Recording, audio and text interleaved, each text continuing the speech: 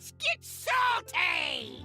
Hey everyone, Zeddy here again today with a brand new video, and all 35 cards from the Darkmoon Races mini set has been revealed. So let's take a look. Let's review every single one of these cards in this very video. We're going to be reviewing them in both standard and wild, how they'll impact both formats, because, well, both formats exist, and I want to give you my terrible opinion on both formats. So let's take a look. Again, this will be on a 5-star basis, 5 stars being a god tier, unbelievably good card, and 1 star just being unplayable trash. So we'll start with the dual class cards, and we'll start with Felfire Deadeye, 2 mana 2/3 Demon Hunter / Hunter minion. Your hero power costs 1 less. It's not a battle cry, it's an active effect. And getting a 0 mana Demon Hunter hero power could be pretty freaking good. Hunter probably doesn't care about this too much in standard. There's not a lot of like hero power stuff going on except for like toxic reinforcements. And I don't think you're putting this in like a face hunter deck, but Demon Hunter might be able to utilize this maybe in like an aggro Demon Hunter just to get a free hero power. It's premium stats, so it can be a little bit annoying to remove. So maybe it slots in there, but there's just usually better stuff to do. I'm going to give it a 2 in standard. I don't see it quite making the cut in either class. In wild though, I could see this being an even hunter card. You already have a 1 mana hero power in even hunter. That deck is not the worst thing in the world, and you throw this in there and all of a sudden you have a 0 mana hero power unless this minion gets removed, and that can be quite powerful. So for wild, I could actually see it seeing a bit of impact in hunter, so I'll give it a 3 there. Next, we have the dual class card for Druid and Hunter, Resizing Pouch. It's 1 mana, discover a card with costs equal to your remaining mana crystal. So you basically, if you have 10 mana and you play this, you get to discover a 9-drop. That could be a spell, a minion, whatever fits the docket there. There won't be class bonus on it. It's a flexible card, and it doesn't like consume your mana. You can play it and it gives you a flexible turn, but discover cards typically see a bit of play. This doesn't create a mana cheat. It doesn't create a specific net of things. It can be kind of rough, but again, it's flexible. I don't see you hard running this card. This seems more like a created by option in either class. I don't really see it. I'm going to give it a 2 for standard, a 2 for wild. Yeah, again, I see it as like a decent little flex card, but it feels more like an arena card, something you don't really want to hard run. Next, we have the dual class card for Druid and Shaman, Guidance, 1 mana, look at 2 spells, add 1 to your hand, or overload 1, get both. So you'll get the option to pick whichever one you want. If they're like one's really bad, then you just take the one and you don't overload. But 1 mana draw 2 is pretty good. Usually like 1 mana discover spells is pretty playable. Yeah, you have like Nature Studies, we've had Raven Idol. They've all seen play throughout history of Hearthstone. There is no mana discount, and there's a bit of mana like disadvantage with the overload, but I think the flexibility and the fact that like Druid loves to play spells, and I just see this seeing play. I'll give it a 3 for standard. And again, wild, I think there's better options. I think in both Shaman and Druid, you probably don't want to run this. You have like Nature Studies, you have Raven Idol, you have cards that are probably a little bit better than this. I don't see this really making the cut in wild, so I'll give it a 2 there, but again, not a terrible card by any means. Next, we have the Shaman Mage dual class card. It's called Imprison Phoenix, 2 mana 2/3, goes dormant for 2 turns, and then when it awakens is spell damage +2. So this can like go really well into like a 4 mana AoE, which neither class particularly has a great one. Like Dunk Tank exists for Shaman, but you have to corrupt it to make it work.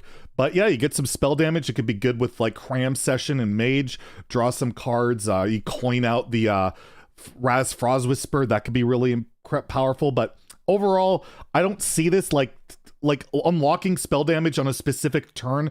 It could set up some combo stuff, like you play 2 of these and then awaken them and you have +4 spell damage. That's like a non-interactable Malagos, but it requires a lot of setup, and I don't particularly see this being a very impactful card in standard or wild. I don't see like an even Shaman running this, or like a combo Shaman or anything like that. For standard and wild, I'll give it a 2 across the board, but again, not a bad card. It's really interesting, and one that I'm hopefully wrong on, because it could really lead to some interesting and cool combos. Next, we have Key Warden Ivory. This is the dual class legendary for Mage and Rogue. It's a 5 mana 4/5, and has Battle Cry. Discover a dual class spell from any class. Spell burst, get another copy. So you're guaranteed to get a spell off of this right away, and then if you can like just spell burst, you get another copy of it. And this is like way better in Rogue in my opinion than it is in Mage, mainly because you have cards like Backstab, you have cards like Prep, you have cards like Vendetta that will likely be activated by this because the dual class card will be from another class.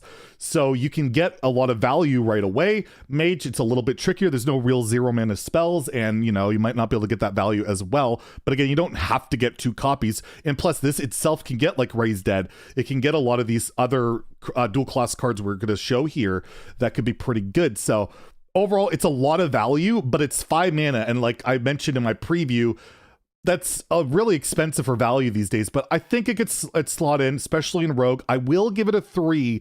Very skeptical 3. I'm not entirely sure. It does feel too slow when you have like lackeys and all that. This card feels like it'll be really good after rotation. Not so much right now, but I'll give it a 3 in standard. And while this is way too slow, like a Pocket Galaxy Mage, I don't see running this. I don't see any Rogue running this, like Odd Rogue. There's not a chance. So I'll give it a 2 for Wild, but it's a really crazy card that's going to be quite random. So we have the dual class spell for Warrior and Rogue. Nitro Boost Poison.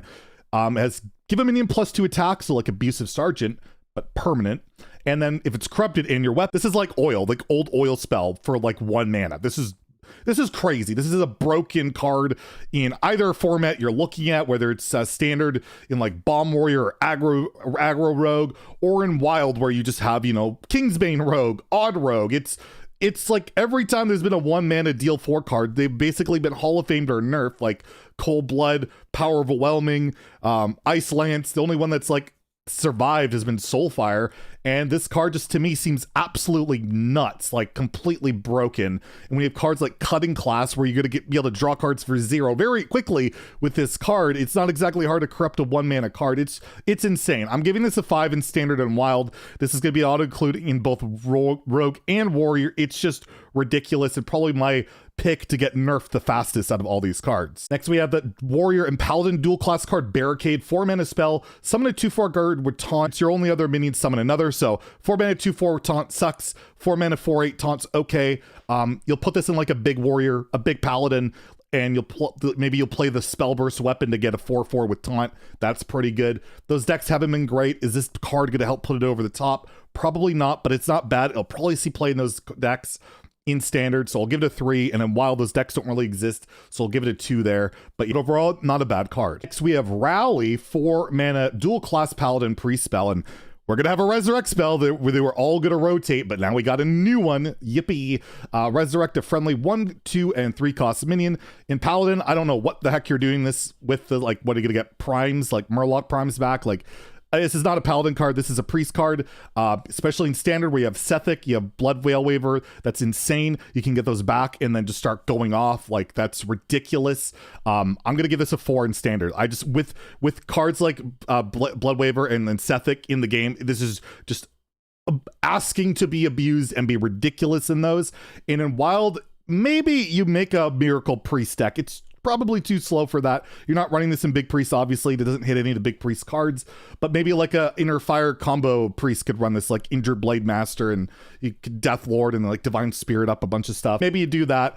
I'll give it a 2 for a while, but Standard, this is very abusable, and there's I could definitely see it seeing play there. Next, we have the Warlock and Pre-Spell Hysteria. 3 mana, choose a minion. It attacks random minions until it dies. This is any minion on the board. So let's say they make a big Edwin and you like pick that, and it might destroy everything, including itself. This card has a lot of interesting implications. It's really meta dependent. If there's a lot of like boards with like a big thing that can wipe out a bunch, or you can run like something to kill stuff. It's really weird, really interesting. I don't see it really seeing play. It's kind of clunky and awkward, but yeah, if the right meta is there for it, it could see play, but overall, I don't see it. I'm going to give it a 2 in Standard and Wild, but it's a really crazy card. It's Mass Hysteria kind of like, right? For 3 mana, but only 1 minion. That's just not the most impactful thing in the world. And the last dual class card is for Warlock and Demon Hunter. Lucky Soul Hoarder. 3 mana, 3/4 Battle Cry. Shuffle 2 soul fragments into your deck, and if it's corrupted, draw a card. So 3 mana, 3/4 shuffle 2. It's just like the 1-drop, right? It comes a little bit later. You get some more soul fragment stuff, and if you played it a bit later, you get a card out of it. Not bad. I don't know if the soul fragment decks would run it. I don't see why not, especially like in Demon Hunter where you play like Marrow Slicer into this. You can get like a card draw out of it, and that deck like has Skull, but it does have card draw issues. So I think it'll see some experimentation in Soul Fragment, Warlock, Demon Hunter. I think it'll fit into one of them, so I'll give it a 3 there in Standard. In Wild, Soul Fragment decks just aren't a thing, so I'm going to give it a 2, and this card's definitely not going to put it over the top. Next, we have the Demon Hunter cards. First is Illidari Study, so we got a Studies card for Demon Hunter, no longer left out. 1 mana, discover an Outcast card. Your next one costs 1 less. Really good card. There's Outcast cards are really nice, and you get to put it to the right when you discover it, so it'll be immediately outcasted if you want to cast it right away. You can cheat out a Skull for 5 again, which is insane. This card is ridiculously good. Will be auto-include in, like, pretty much any Demon Hunter deck you can think of in Standard. I'm going to give it a 5. Like, I don't see why you don't run it. Maybe Aggro Demon Hunter doesn't run it, but it just seems ridiculously good to me. And in Wild, I will give it a 4 because while Odd DH struggles with some card generation, it's cheap. You can get Skull in Odd Demon Hunter now. I'm going to give it a 4 there. It's just a ridiculously good card. And the other Demon Hunter card is Fell Saber. 4 mana, 5/6. Can only attack if your hero attack this turn. I mean, you're always attacking as Demon Hunter, but to play a basically, an overstated demon early and you have to attack, maybe Aggro DH would run this, but I really doubt it. It's not impactful enough. Yes, it's an overstated minion. Yes, it's pretty easy to get it to attack. I just think Demon Hunter is such synergistic, insane stuff that you're not going to bother with this in Standard. I'm going to give it a 2 there. It's just okay. And in Wild, I'll give it a 1. I have no idea what you would ever play this in Wild with. Next, we have the Druid cards. We have a 3 mana, 3/4 dragon, so premium stats. And it has Taunt, so an effect, and Corrupt, gain +2/+2. So that seems really good. That seems really good with your breath. You can activate your 2 mana ramp card really easily, and it's defensive, and you play it a bit later, it can be really strong, and that might just make it worth running. Like, why not play Overgrowth into Dreaming Drake? I just see it as a decent card. Makes Breath of Dreams very viable. I'm gonna give it a 4 for Standard. Like, it just makes that way more consistent, and it's a dragon you don't mind running. In Standard, I'll give it a 2 because you have like Oaken Summons, you have all that better stuff. You're not going to run this. It's very unlikely to see play in Wild. The other Druid card is Arbor Up, 5 mana spell. Summon 2/2/2 Treants, give your minions +2/+1. So it's like a buff. It's a bit of Treant stuff. Treant Druid has been like just nothing. This is pretty expensive. It's pretty clunky. If you're behind on board, it's terrible. I don't see like Treant Token Druid coming back, not with the card like this doing it. It's okay. They'll probably see play down the road, but right now I'm going to give it a 2 in Standard and a 1 in Wild. Next, we have the Hunter cards. We have Bola Shot, 2 mana spell, deal 1 damage to a minion and 2 damage to its neighbors. So this is just Grievous Bite, but the damage reversed. It's literally the same card. That card wasn't great. Yes, there are cards like Professor Slate and other things that can make it slightly better. But again, are you playing Control Hunter? Are you doing anything like that? I can't see it. I'm going to give this a 1 in Standard and a 1 in Wild, but it's hilarious to see literally a reprint with like the most bare minimum effort on it. It's kind of funny to me. The other Hunter card is Saddle Master, 3 mana, 3/4. After you play a beast, add a random beast to your hand. So yet another infinite value generator, but at least this one's 3 mana instead of 2 mana. We've seen this before, a million times with like the Murloc guy, Whirlwick. Yeah, Sethic generates a bunch of stuff. Hanar, pretty much all these cards have seen play, but they are usually 2 mana. So this is 3 mana. And there's not a lot of great cheap beasts in Standard right now.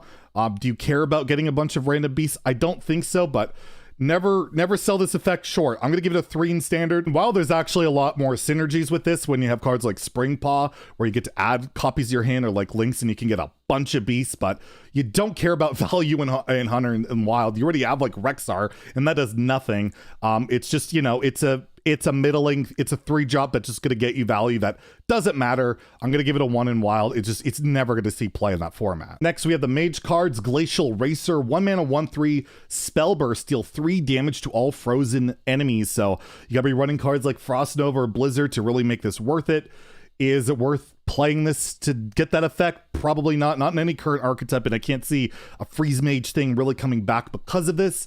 And it's a 1 mana 1/3, that could be okay, but you already have cards like the spell damage guy. You don't really need this. I don't see a home for it quite yet, so I'm going to give it a 2. It's not terrible, but again, you're not really going to utilize this anytime soon. And in Wild, where you could realistically play Freeze Mage with Ice Block, that archetype's been dead for a long time. I'll give it a 2 there as well. Just don't see this really popping up. If Conjure Mana Biscuit, 2 mana, add a biscuit to your hand that refreshes 2 mana crystals. So 0 mana, you get 2 mana crystals back. You play this with Apprentice, you get to net some mana.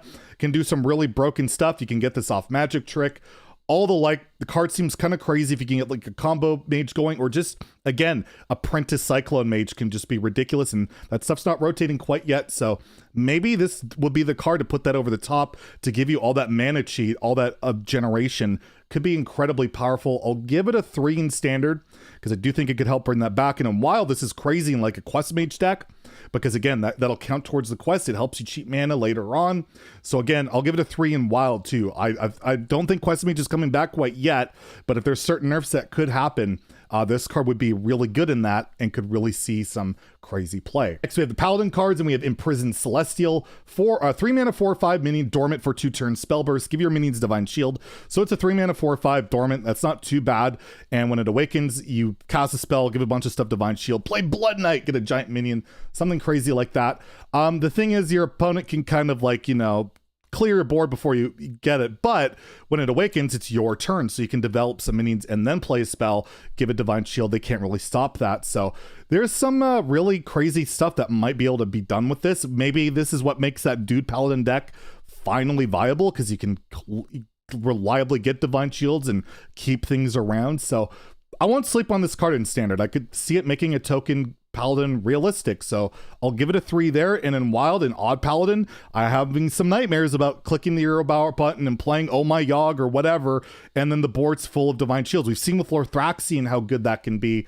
And again, it's odd cost, so you can play it there. But again, you don't love playing 3 mana do nothing in an aggro deck like that, but maybe you do it. So I will give it a reluctant 3 as well in wild. The last Paladin card is Libram of Judgment, 7 mana 5/3 weapon, so not amazing stats, but, you know, corrupt it, you gain lifesteal, but it's a Libram, so you can discount this. You could get it to be really cheap, which makes it really easy to corrupt, and then you have a 5/3 lifesteal weapon, which is insane. So this card is insane in Libram Paladin, which is already a top tier deck, and I don't see why you wouldn't run this. Just ridiculously good. I'm going to give it a 4 in standard. In a wild, you're going to be running in this in like the Libram Paladins there as well. I'll give it a 4 across the board. Just crazy how like this can get so cheap so quickly, and that lifesteal is just ridiculous. And the damage output, like crazy card. So the priest cards, first being Light Seed, 4 mana 3/6 elemental. Your healing effects also give affected minions +2 health, so you heal something up, it'll gain some more health. Priest hasn't really cared about buffing health for a while, outside of like if it's spell based like Powered Shield, just to generate cards. I can't see this really making an impact in standard. I gotta give it a 2, even though it's premium stats, bonus effect. It's just not really in the current priest game plan.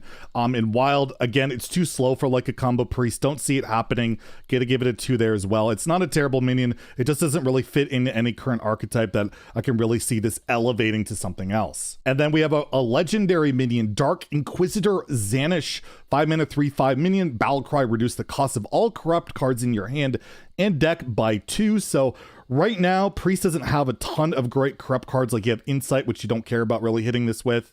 You have, you know, you could play Clowns, you could play Strawman, you could do other stuff, but I don't see this really making that impact on priest right now.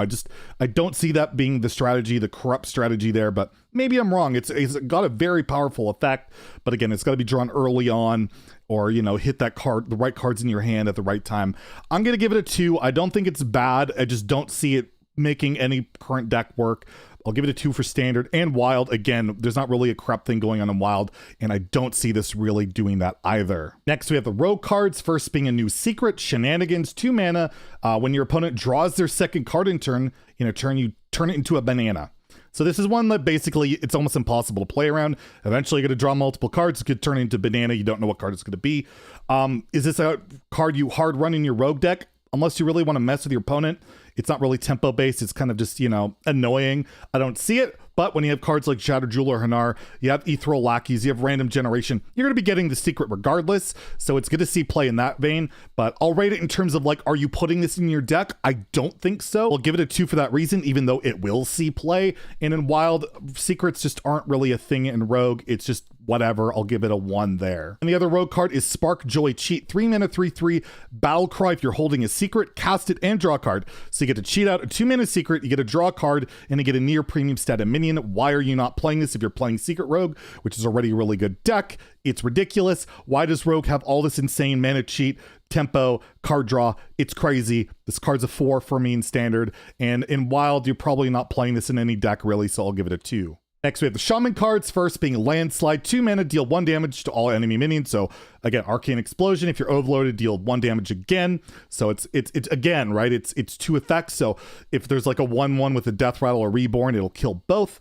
You know, that's pretty good. We've seen that with Immolation Aura for Demon Hunter is a pretty decent card, and it's one-sided, which could be, you know, pretty much beneficial. So will it see play? I don't know. I don't know what archetype. Control Shaman's not a thing. You don't think you're putting this in an aggro Shaman, even if it gives you board control. It's just like, it's a good card that I don't see having a home, so I'll give it a 2 for that reason. But again, not terrible. And in wild, you have Maelstrom Portal, you have better cards than this, Devolve, even the control archetypes there I don't think run it, so I'll give it a 2 there. It's like a good card that probably doesn't have a home, which is a lot of Shaman cards these days. And the other Shaman card is Mist Runner, 5 mana, 4/4, Battle Cry, give a friendly minion +3/+3, overload 1. So it's kind of like a 5 mana 7/7 overload 1. This is really slow. It's got to have something on board. It just seems really bad. It just seems really, really awful.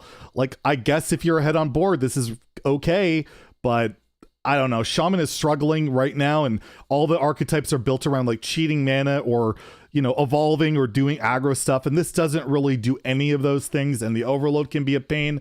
I'm giving it a 1. I don't even think it's that good in arena unless you're like curving perfectly, and in wild it's a 1 as well. You're not playing this in odd Shaman, and well, it's not even cost, so I'll give it a 1 there. Next, we have the Warlock cards, and we have Backfire, 3 mana spell, draw 3 cards, deal 3 damage to your hero. I mean, it's self-damaging and you're drawing 3 cards. The self-damaging part can be a big asset with cards like Dark Glare. Pain Zoo is pretty good in standard right now, and I don't see how this card's not really good in that deck. Like, you're drawing 3 cards for 3 mana, and, you know, that's pretty solid. So I'm going to give it a 4 in standard. And in wild, again, Dark Lair Warlock is already insane, and you're giving more card draw to that deck. It's scary. It's really scary. I'll give it a 4 for wild as well. It's just, it fits into that archetype really well. Hell, you probably could even run it into like Arena Warlock or Cube Warlock just to get more card draw if you really need it. And we have a Warlock, Legendary, Envoy, Rustwix, 4 mana, 5/4, Death Rattle, shuffle 4 random prime legendary minions in your deck. Again, this could be any class, so 9 primes. A lot of them suck, so this makes this card really inconsistent. It can shuffle the Warlock prime and resummon this as a random demon, theoretically going infinite, but I see it as unnecessary value in a class that doesn't really do that right now in standard. It's a crazy card, but I just don't think that high roll variance RNG and that screwing your draws up can be really bad. But again, a lot of the primes can do a lot of good. I'm going to go 2. I don't think it sees play, but it's one I could be wrong on. It's so hard to evaluate this one. And in wild, it's definitely not going to see play. I'll give it a 2 there. Like, the only deck I could think of that might like this is like Reno Lock, and well, that can screw with your Reno Lock if you get the same prime more than once. That's just going to kill you, so I just can't see it there. So yeah, 2 in wild. And then we have the Warrior card, Spiked Wheel. It's a new weapon, 1 mana, 0/2 weapon, but it has +3 attack while your hero has armor. So you play it on 1, you hero power, it's War Axe. And well, that's pretty freaking good. You have Armor Smith and all those type of cards. It just seems like a really solid weapon. Like, you just play it 1, hero power, that's really good. And that's what you like to do as warrior pretty much always, unless like you're in a rage warrior. So it just seems like an auto include in like any control-ish type of warrior deck going forward. I'm gonna give it a 4, just really good. And in wild, why would you not run this in like an odd warrior deck to help you establish early board control, kill whatever, because you want to click the button and then you get your War Axe for 1. So I'm gonna give it a 4 there as well, and you could probably like maybe try it in Dead Man's Hand Warrior. Probably not Pirate Warrior. You don't want it really aggressive. You don't want to be armoring up there, but yeah, it's a really insane card, and I like the design of it. It encourages not going face with the weapon for the most part, so I like that. And the other Warrior card is Ironclad, 3 mana, 2/4 mech Battlecry. If your hero has armor, gain +2/+2. I mean, it's like that 2 mana 3/2 mech that like hand buffs. It's a good card, but what deck is running this? What is this doing? It's not really doing a heck of a lot in standard or wild. Feels pack filler to me. It's a decent card, but again, it has absolutely no home at the moment. I'm going to give it a 2 across the board on both standard and wild. And lastly, we have the neutral card, starting off with Armor Vendor, 1 mana, 1/3 Battlecry. Give 4 armor to each hero. I love this card. Anti-aggro. Kind of reminds me of like Misters of Mixtures, except you don't even need to be damaged to get the benefit. You just play this. It can work in Warrior with like Shield Slam. things like that. The 1 mana weapon we just talked about, really solid. I could see a lot of slower decks running this just to have early game, get some life because you don't care about your opponent getting armor, or you could play it with Shudderwalk and just go infinite, giving each other armor over and over, which I like to call Hostage Walk, where nobody gets to leave the game. I'm going to give this a 4 in both Standard and Wild. Next, we have Crab Rider, 2 mana, 1/4 Rush, Wind Fury, Murloc. Murloc decks aren't really a thing in Standard at the moment. I don't see this being the card to make it happen, but it has like interesting implications like Tuxfin, stuff like that. Not too bad. It could kill like 2 minions, but I'll give it a 2. It's an okay Murloc. It's not bad, not great. And in Wild, there are better Murloc options and Murloc decks and all that. I'll give it a 2 there as well. I don't think you're ever really hard running this card. Next, we have Death Warden, 3 mana, 2/5. Death Rattles can't trigger. We have a tech card for Death Rattles. I think that's a first in terms of not allowing them to be triggered. I mean, it's just Death Rattles aren't really a thing in Standard right now, like at all. Like you're not teching this for anything particularly, so I'll give it a 2. It's a tech card. Maybe it'll see play at some point, but right now I can't see it. In Wild, I guess if you want to screw over like Q Block or maybe try mess with Big Priest with their Scrapyard Colossus, you throw this in, but it's just not happening. I'm gonna give it a 2 there as well. It's a weird tech card that might pop up at some point, but not anytime soon. We have a neutral legendary minion, Moonfang, 5 mana, 6/3. Beast can only take 1 damage at a time, so you know if you don't have like a Shadow Word Death or a Sap or Hemet, oh my god, dies the Hemet. You have to hit it 3 times. This is more along the lines of buffing Jandis is an annoying minion to get. Other than that, I cannot possibly see this card seeing play unless I'm completely missing something. I'm going to give this a 1 in Standard and Wild. It's a solid meme, but are you really running a Moonfang? I guess we'll find out. The last card to review is Runaway Blackwing, 9 mana, 9/9 dragon. At the end of your turn, deal 9 damage to a random enemy minion. You might discover this. You might get it off Dragon Queen. You might draft this in Arena where it's probably really good, but you're never putting this in your deck, even though it looks potentially insane because it's still 9 mana, remove 1 minion and generate kind of a threat. So I'll give it a 1 in Standard or Wild, but yeah, probably pretty insane Arena card. And there you have it. That's every card from the mini set reviewed. Let me know in the comments below, what cards do you think will be the most insane? What am I completely wrong on here? I'd love to hear that. Let me know in the comments below. And if you enjoy the video, please like and subscribe. Have a great day. Stay salty, my friends.